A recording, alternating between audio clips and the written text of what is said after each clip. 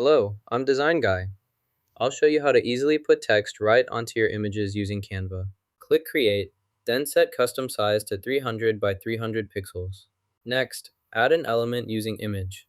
Then proceed to add a background to your project. This image background can have text added directly inside it for customization and enhanced visual impact.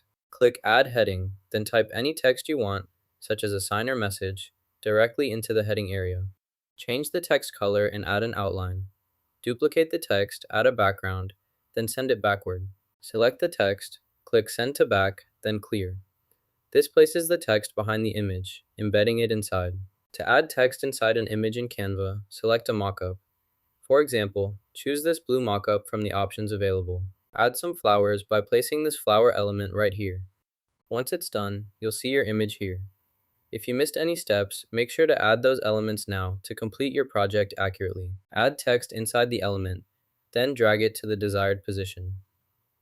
Next, change the text color using the color options available.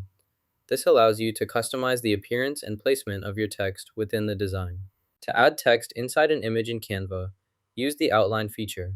Adjust the size as needed, then click Share and download to save your design.